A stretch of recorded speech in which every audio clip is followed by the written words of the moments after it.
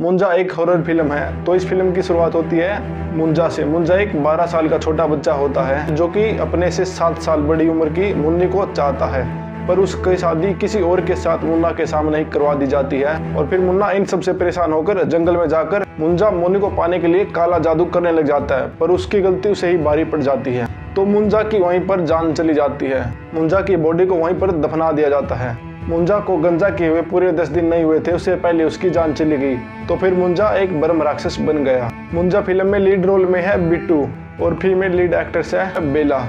मुंजा film में जो बिट्टू होता है उसको मुंजा बहुत ही ज़्यादा परेशान करता है।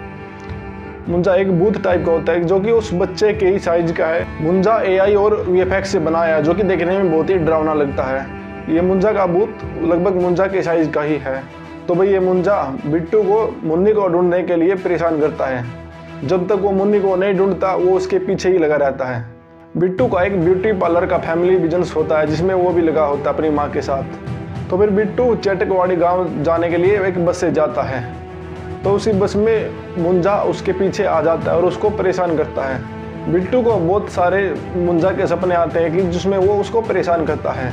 बिट्टू बहुत ही ज़्यादा मेंटली डिस्टर्ब हो जाता है। जब बिट्टू चेटकवाड़ी गांव पहुंचता है अपनी माँ के साथ, तो वहाँ पर उसके चाचा से उसका झगड़ा होता है। बिट्टू का एक सरदार दोस्त होता है जो कि प्री वेडिंग शूट करता है।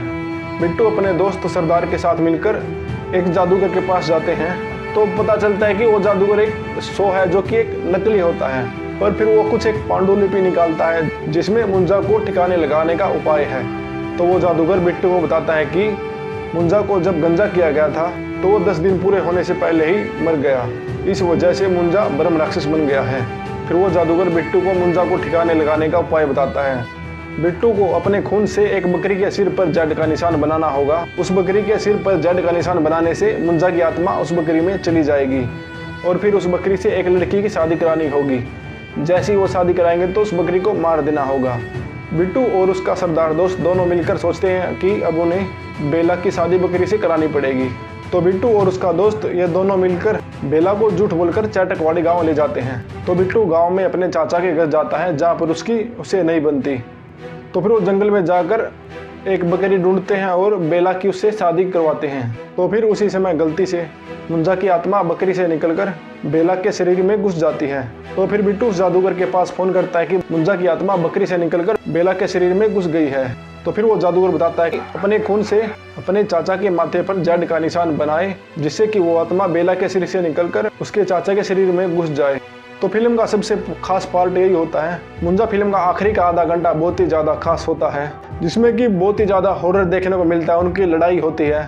तो फिर बिट्टू और उसके चाचा की बहुत ही ज़बरदस्त लड़ाई होती है जिसमें बिट्टू अपने चाचा को मार देता है और उसकी आत्मा को आग लगा देता है। तो यहीं पर इस फिल्म की कहानी पूरी हो जाती है और इसके बाद बेला फिर पढ़ाई करने के लिए लंदन चली जाती है। तो फिल्म की कहानी ठीक ठाक है, मतलब ये शैतान फिल्म से बिल्कुल अलग है। इसमें जो मुंजा होता है वो बहुत ही एक डरावना भूत लगता है।